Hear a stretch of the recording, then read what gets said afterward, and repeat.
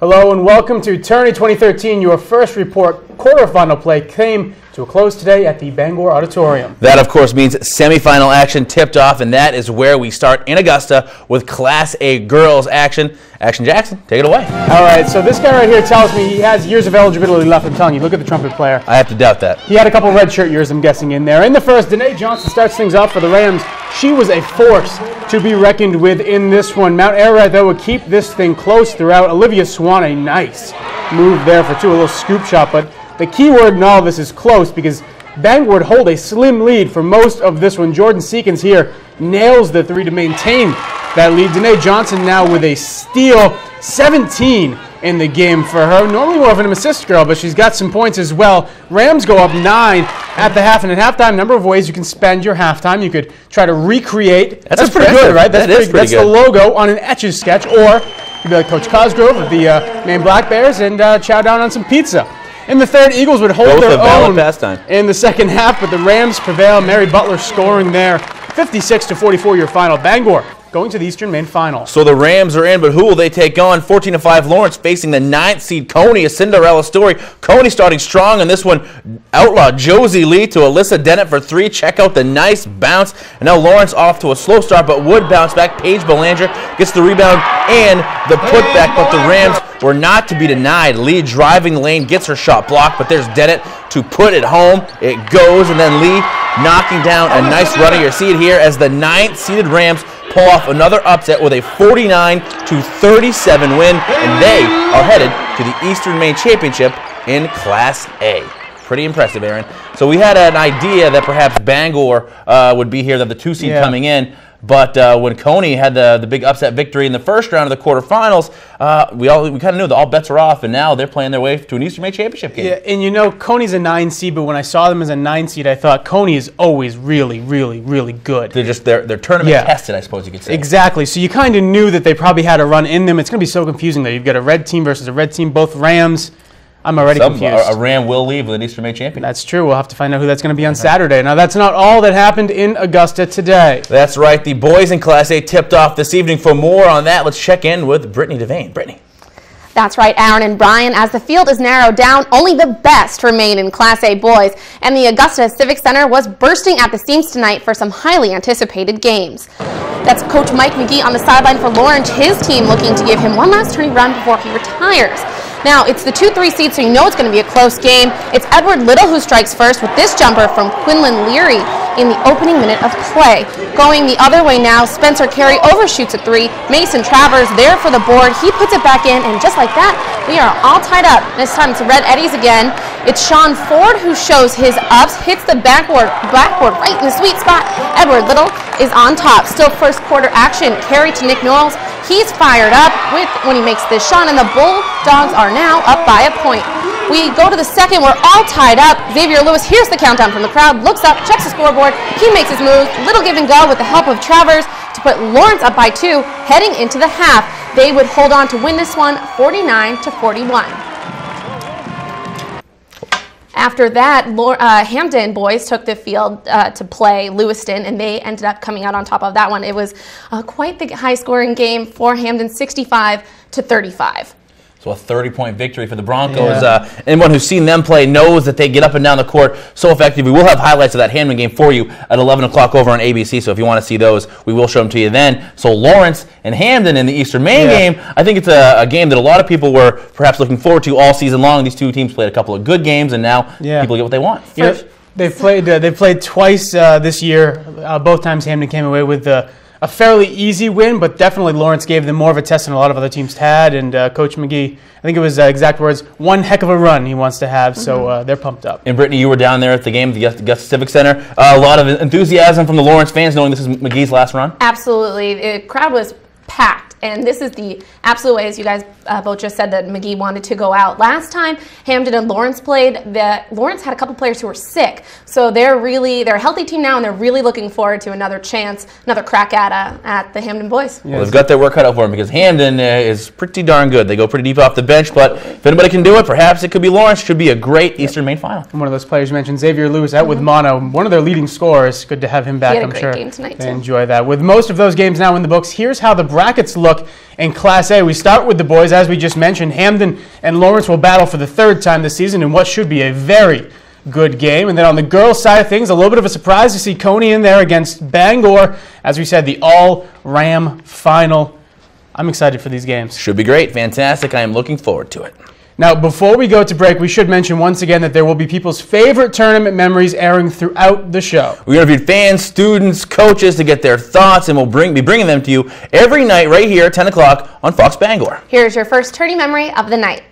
I got a chance to play there 3 times. It was great. I think the biggest time, my most memorable, was probably my first game of my senior year. I had 40 points opening night. Just a great week to be around the tournament time. Great atmosphere.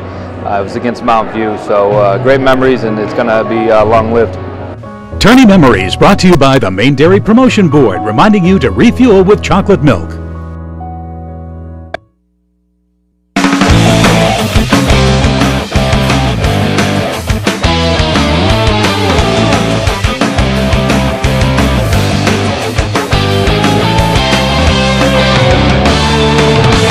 Welcome back to Tourney 2013, your first report. We go now to Class B semifinal action, starting with the games this afternoon. A number of teams familiar to the Class B Eastern Maine Championship looking to make it back, including the Nokomis Warriors taking on the Camden Hills Windjammers, and the stars come out for the Warriors and Jammers. Sammy Hagar, Sully from Monsters Incorporated, the guy that owned Jurassic Park and was in Miracle on 34th Street, and Ryan Gosling was there too. Nokomis comes out strong, working the ball ahead, kicked out back to Taylor Shaw. All Twine on this one. Then a few possessions later, Lindsay Whitney gets in on the fun. She drains it as well, but she's got to get back on defense because the Windjammers are looking to push it. Christina Alex, aggressive take up and under. It drops back and forth. This one would go all game long. Now more Windjammers feeding it down low to Jordan Knowlton. She gets and one. They're looking for a high five. How about 5? How about giving 10? There you go. All right, now Warriors going to feed it down to Anna McKenzie. She's going to hit the elbow jumper, turns around, and it falls. And they advance to an Eastern Maine Championship with a 45-40 victory over the MDI Trojans. Can't believe you called yourself Ryan Gosling. Presque Isle, MDI, both teams bring big cheering squads. A rematch from earlier in the season. These two teams played 3 times actually so far. Presque Isle up 2. Sarah Phelps spin move, thinking about driving. Gets it to Molly Carroll instead, going backdoor. Now time running out in the first. Kelsey Shaw grabs the board, scores with some aggression. She's mad. They took away the Iron Monopoly piece and replaced it with a cat. Who does that? Presque Isle making it work on D after a steal. Chandler Garrett, coast to coast. That's good, and the foul. Trojans, though, not intimidated. They love that backdoor cut. Sarah Phelps to Emily Lewis, MDI down 2. Lewis this time with an Aaron Jackson hat trick of sorts. She gets the steal, misses the layup, grabs the board, rebounds, and scores. So you get the extra rebound, and that's why I like to do it. That's an Aaron Jackson hat trick?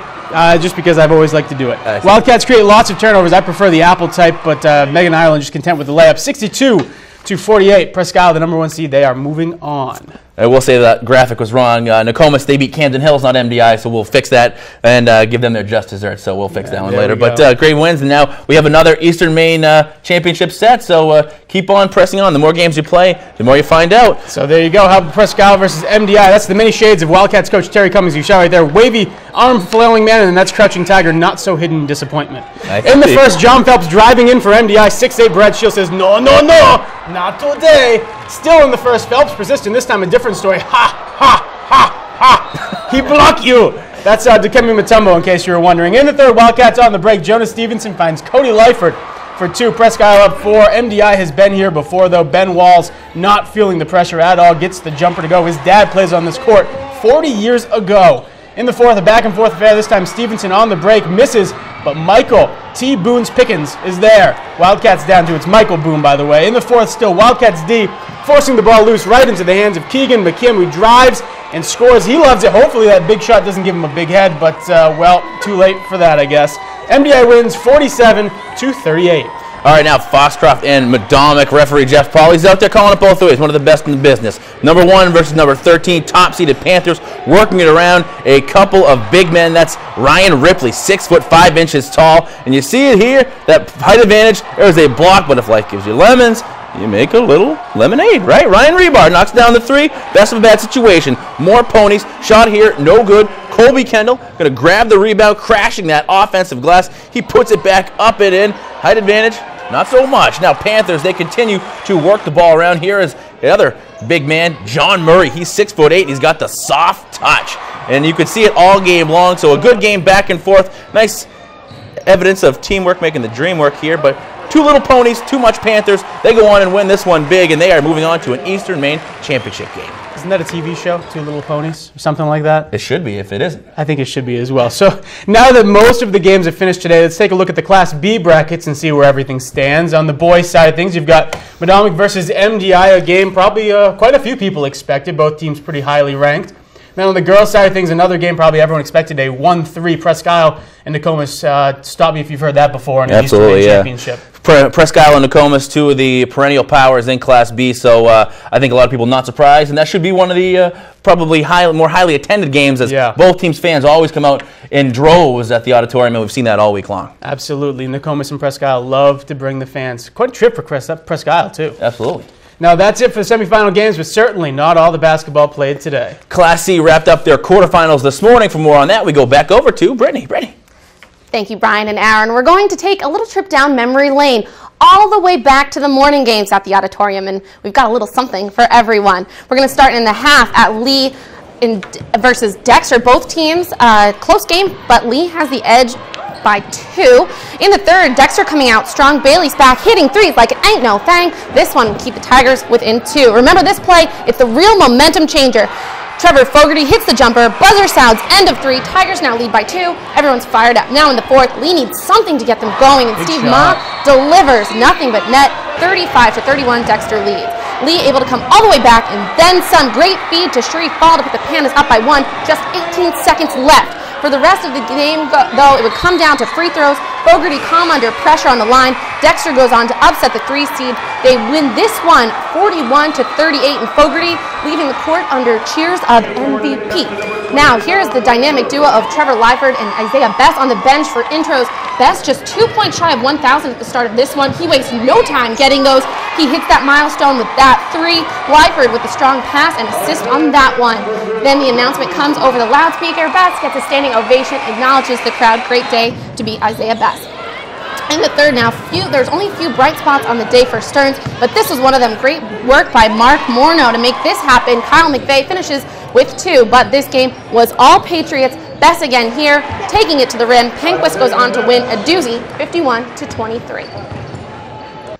When I was at Penquist earlier this year, Isaiah Best told me that he really wanted to face Lee again this year in the tournament. Unfortunately, I guess they're not going to face them, so there was going to be that a little rivalry, but maybe it's one step easier for Penquist now that they don't have to deal with that pesky Lee team. You're right, Isaiah Best, you're a junior, you score 1,000 points, and you do it on the auditorium floor in the last year of play at the auditorium.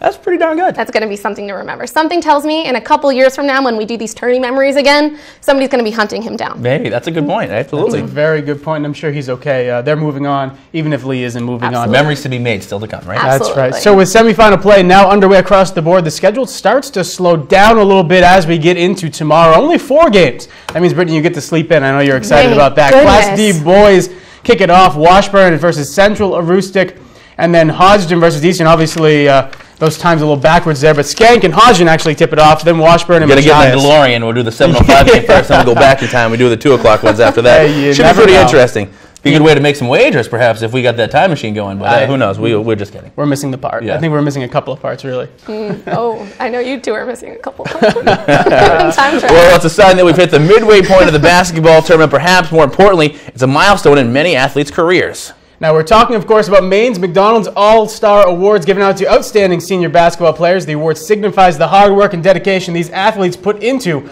their high school careers, both on and off the court. Freshman year, I had it in the back of my mind. I had some teammates get on it, and it's always a goal to look forward to as you're a basketball player evolving in the state of Maine, and to be on the team is definitely an honor.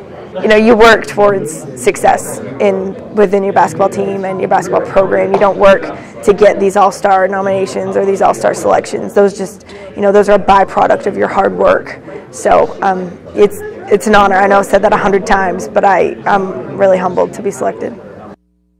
So I'm sure there were a lot of humble people there, and I know I can't wait for that All-Star game. It's normally at Husson, right? So that'll be played at Husson. Yeah, and they have all of the the festivities that go along with it, the free throw shooting, the dunk contest. So it's a fun day, and if you are lucky enough to make that tournament as a high school basketball player, it means that you had a pretty good career. So everyone there who got named should be very proud to be in the game. Absolutely. So there you go. That does it for us tonight on your 10 p.m. news coverage. Remember, when you want to know what's happening in the Eastern Maine basketball world, turn to ABC 7 and Fox Bangor for all of that coverage. For now, we'll be getting out of the way for Lindsay and Jared to come back on set as they prepare to get you tonight's weather and news. They'll be right back after the break. Probably my favorite was the first time I refereed in the auditorium, and it was with Red St. Louis. And of course, everybody remembers Red St. Louis. And he was going to make sure that he took care of the young kid coming into the auditorium to referee. So the first trip down the floor, there was a foul in front of me, or a travel call, I can't remember exactly, and I blew my whistle, and Red come right in and had the call to make sure that I was all set, to make sure that I didn't get nervous and make the wrong call.